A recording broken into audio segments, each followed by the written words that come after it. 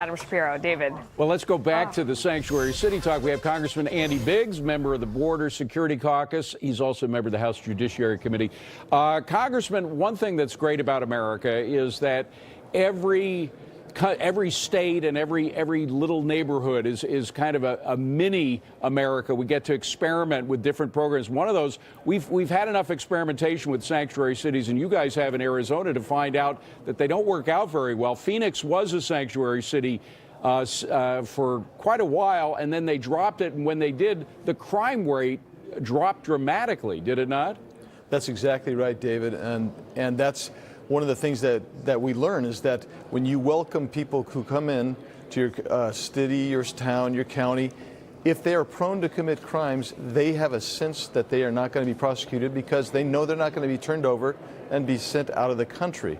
And when you're as close to the border as Arizona, since you're on the border, but Phoenix is, 2.5, 3 hours from the border, you know that you have some bad people coming in committing crimes, and they have represent a disproportionate part of our prison population in Arizona, as a matter of fact. So we needed to stop that, and I'm glad Phoenix did stop it because it reduced crime. And we had Grant Ronnebeck, who was killed by someone who was let loose. You had Marianne Mendoza's son also killed by someone who was let loose. This happened in Arizona and needs to stop, and it did stop. And I'm hoping every municipality in Arizona avoids that sanctuary city problem. Congressman, as you well know, you now have mayors and even governors doing the best they can to alert some of these criminals, some of the violent criminals, that they are about to be arrested by federal agents. What do you do with these people? Do you actually arrest them, or what? Well, my opinion is that they've at bare minimum obstructed justice. They also may have aided and abetted a felony flight. And there are laws on the books, both federal and state, that probably cover that.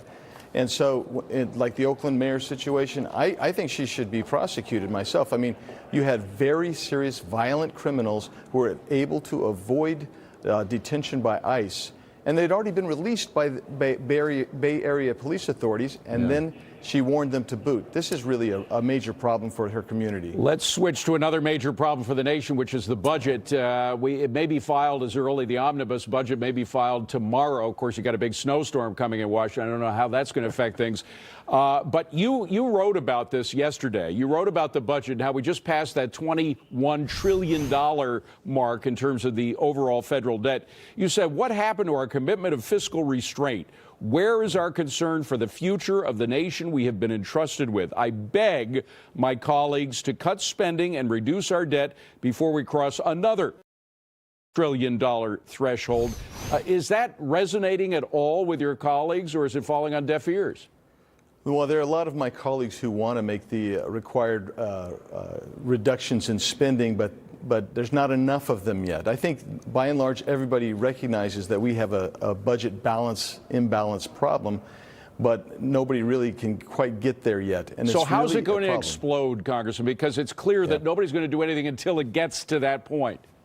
Well, what I see happening is it's going to grow so high that we're going to be teetering on the brink of bankruptcy. When you think about it, we will be borrowing about 30% of our budget spending. In other words, we don't even make enough money by a long shot. Almost 1/3 this coming year, we have to borrow in order to fund our government. That means you've got too big a government.